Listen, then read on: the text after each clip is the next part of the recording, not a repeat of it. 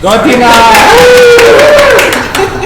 Thank you for actually coming to my presentation today. I thought there was more people coming, but yay, we're doing this anyway. So, my name is Tina Clark, and I'm here to talk about maximising finance for business growth. The world of financing can be very terrifying for some people, and it was to me when I first started about 20 years ago. I walked into Laurentide Financial Services to get a job as an office manager, and actually just went, what, there's brokers or there's people that actually in this world that can help you get a loan. You just don't go to the banks and they say yes or no, and then you walk away and you're done. There's actually a group of people that do that. So it was a couple of years of being an office manager, I got really bored, didn't want to do it, and then I thought, I don't have time to learn this brokerage side. So I got a job on the brokering side and spent the next 10 years learning all about the financing world, learning about how to put a deal together, what it takes to get sort of stuff sorted, and I had a really good mentor, Kevin. And Kevin taught me everything he knew, went off to business school, learned how to read financials, read profit and loss and balance sheets, and I actually find it really, really interesting. I'm one of those nerds that can actually read a balance sheet and profit and loss, and because I know how to put it together, I can pull it apart to do things, just like fruit. I love you, Dina. But before I started with financing, I had a very colourful life. I travelled the world as a nanny, living in London and New York, spent 3 months in the back of a safari truck in Africa, worked for underprivileged kids in New York City, and then I entered the financing world and just went, all those skills I learned by travelling the world and doing my own thing, I can actually apply them here. So I have been studying financing. Now my business partner, my business person that taught me all about financing, I became a partner in his business, and then the last couple of months I actually just brought him out, so he's now retired. So when it comes to financing, there are many different products that we can utilise, which people sort of don't know about. Now when we think about financing, we think of the 4 major banks, and that's basically it. I'm here to tell you that we actually deal with about 30 to 40 different lenders at any one time. There's just so many lenders now entering the market because the banks just don't want to give out money. Actually, I'll take that back because someone might be recording it. They do want to give out money, but with lots of parameters around it. So we've got inventory financing. Inventory financing is when you've got a lot of invoices out there in the big wide world. You've got really great clients, you work with corporations, you work with government, but they don't pay. They don't pay quickly, I should say. They do pay, but they don't pay quickly. So you could be up to 90 days or 120 days, you've done the work, your staff still need to get paid.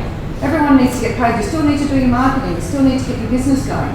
So why not borrow against those invoices that are out the door, get them, borrow against that, use the bank's money, and then your business keeps going, and then you'll eventually get paid through the bank, or you eventually get paid through your vendor, the other way around. When you get paid by the person you invoiced, then you can use money against it. You put that back against the loan. So it's a short-term loan to keep your business running and moving. There's the debtor finance. And I've done it in the wrong mode, so I can't read my own notes. There's inventory finance. So debtor financing is, invoice finance. People. Invoice financing is when you want to get paid when your invoices are out the door. Inventory financing is when you actually need to buy stock and goods before you sell them on. So you get money, or you borrow money from the bank to actually buy the goods in the first place. You've worked out what your profit margin is, so you pay back the suppliers on those invoicing. We've got trade financing, which is much the same. If you want to bring in goods from overseas, you can either bring in equipment from overseas. Why not use the bank's money? You've got also overseas suppliers. Why not pay them before the goods arrive in Australia? There's the good old asset finance too, which is you want to buy an asset for your business. Why not finance it? Why not break it down into individual monthly payments? And then so that you can easily budget for your business. And asset finance is actually one of the simplest forms of finance to get, by the way. Business loans. You've got your competitor out there. You want to get rid of them, buy them out. Buy them. So why not actually get money from the bank to buy them out? You can get your financials and their financials and actually add it together and gives you money to buy out your competitor. You can also get a business loan too. If you've actually got some really good staff or other people, you know your business is on this growth phase, why not use the bank's money to help you hire those new people so you can pay them before they actually start making you money for your business. And then we have the good old overdraft, which it's been around for donkey's years and it's been hard to get. I know places now that can actually get this relatively easily. And it's just for those rainy days or those when seasons are tight. We all know in business, there's days when it's really tight or there's months when it's really tight. Then the overdraft can just be that dip in and dip out. Dip in and dip out. If you keep it open, then yes, you're paying interest, but when it's just sitting there doing nothing, you're not paying any interest on it. So it could be one of those things that you just have sitting there off to the side. Recently, I financed this machine for somebody. This machine is actually a spider excavator. Now, I actually don't know what a spider excavator, actually I didn't know what a spider excavator was until this gentleman came along, my client. And there is none available in Australia, as it turns out. Or if they're available in Australia, there are thousands, hundreds and thousands of dollars. So he found one, it was in Switzerland. So not only did we have to raise the money for the to buy the equipment in the first place, it turns out that we had to actually get it here before it actually left. We had to pay the supplier in Switzerland before it got here. So speaking to the client, he's very excited about his new excavator because this excavator is actually going to help his business. He's going to do the work with 3 men on a shovel.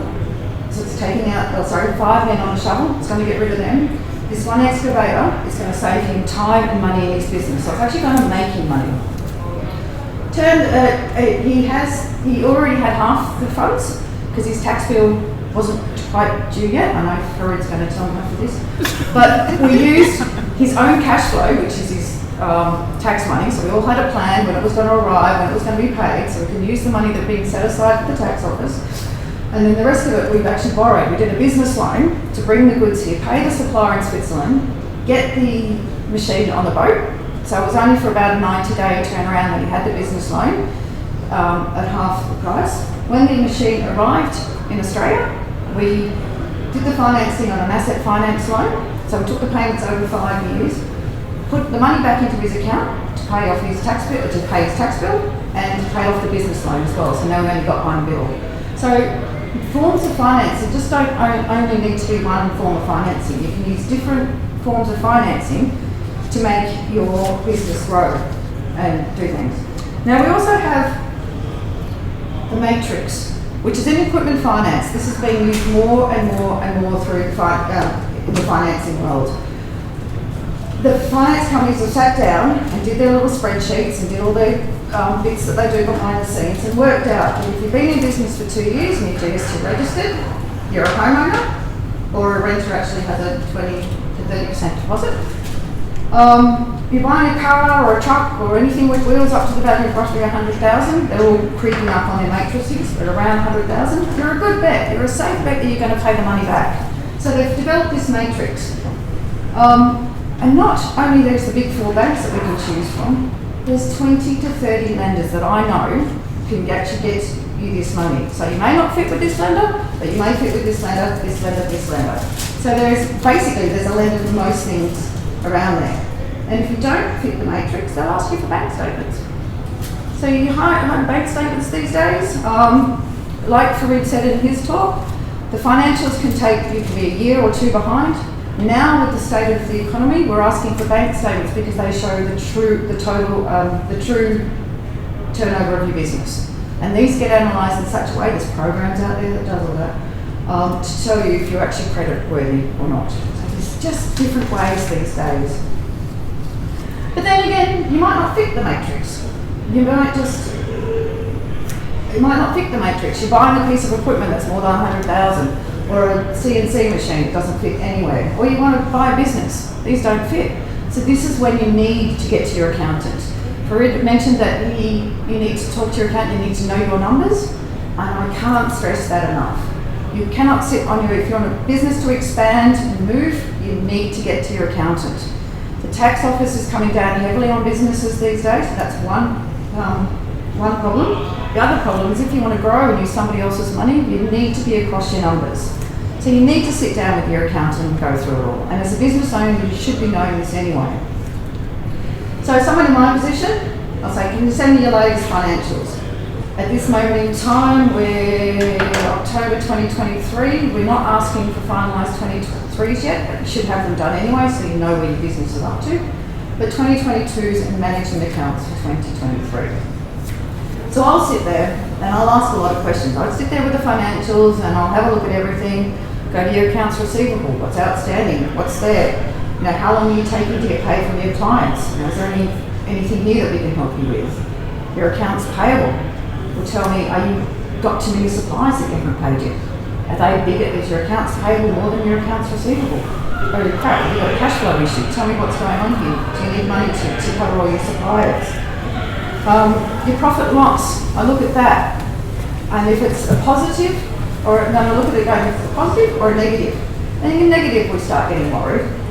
Or we look at the trends as well. So we go back 2 or 3 years and see if it's just a timing phase or it's something that's gone on. The last year, the 2023 year, the government offered a $150,000 rebate on all assets bought. So we're going to see the results of that coming through shortly as well. Yes, it was great, fantastic, but of course it's put a lot of people negative. For us, and in the financing world, that is a non-cash item. So when we're sitting there analysing your balance sheet, your profit and loss, I'll take that back out again. So I'll look at it and go, okay, this is a non-cash item, so I'll take that out and add that back in. Is your profit and loss starting to work? Okay, yes, no. Did you borrow money against that asset? So then I'll have to take that into account. So okay, we'll put this over here. And then, so we're basically sitting there and analysing your financials that you've supplied us. So they actually all do mean something. So this is why I said when you need to be across your figures on your numbers, you really need to sort of suss it out. And then when we call, or a bank calls, or a finance company calls, then you need to be able to answer our questions. And I've found when people are buying a toy, especially like a spider excavator, or any other major asset for their business, the clients will tell me everything they need to know because they actually are so excited. And I'll also quiz somebody. I had a client buying a $500,000 truck. It's his next big purchase. It's actually more expensive than his house. He has his home loan, so he's fiddling around with the numbers, and we sat down and actually did a cash flow with him. I filled in some boxes and said, you go off and do the rest of it. He's so excited, we'll settle this week with his truck. And I said, you're going to move your house, your family into the truck because he's just sold his house too and getting that all organised. But his truck is actually more expensive than his house. There's all different things. What we've also got at the moment is credit score issues. With all these matrices that are coming on board, the credit score is becoming more and more prevalent. But I've actually asked a couple of people, what does this credit score, or how do we actually determine what this credit score actually means, or what is it? And no one can tell, I know what it means. If you're in the 800,000, what do you know, 800 range, you've got an excellent credit score. But we're finding most people sit in the average space, in the good and the orange one down at the bottom.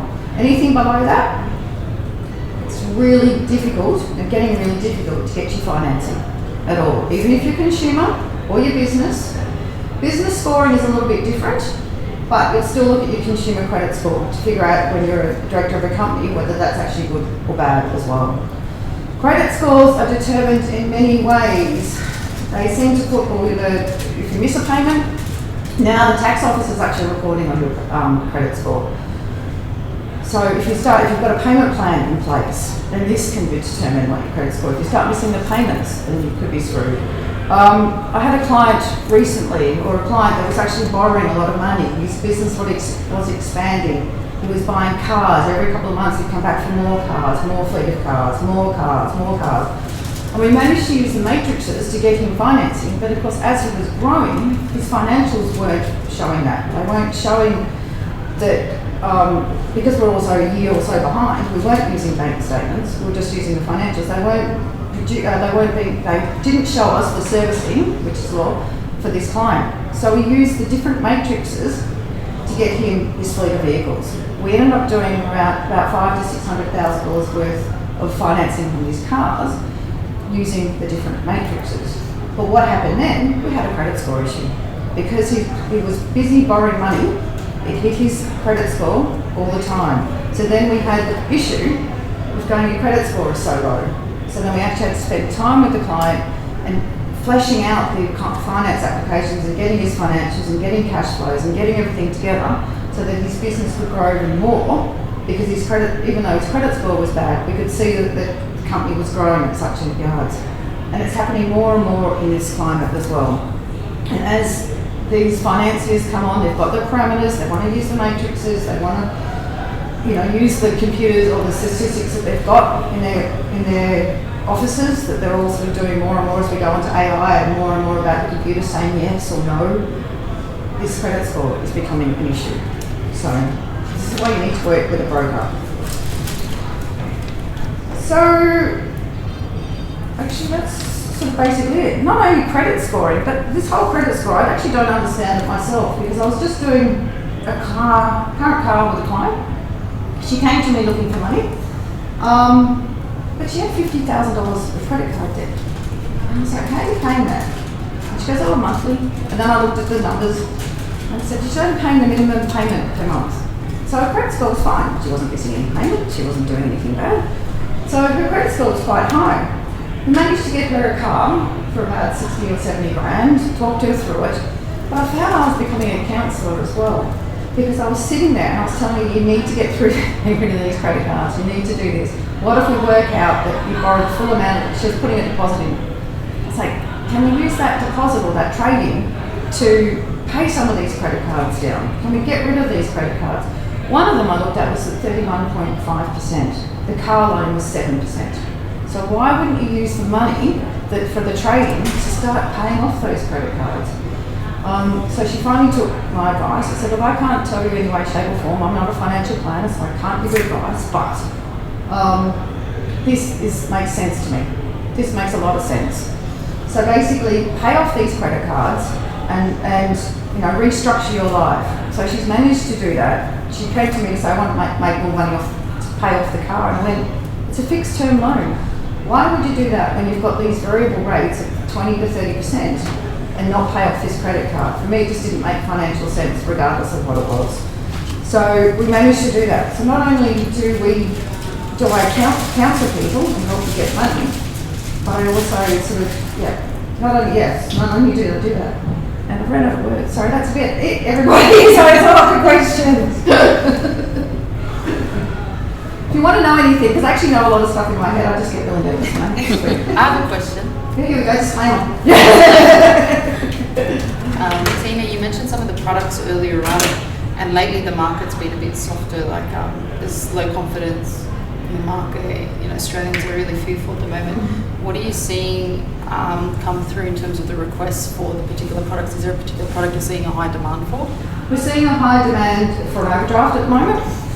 People are asking about that, but even equipment finance is starting to dry up as well. There used to be, the last couple of years through COVID, you couldn't get anything. Like you couldn't get your excavators, you couldn't get anything that you needed for your business. They're starting to come through, but the things that have been on order, people don't want them anymore, because the world is sort of slowly, it's drying up out there. So drying up, so we're seeing a lot more assets are being financed, or you can get your hands on assets these days.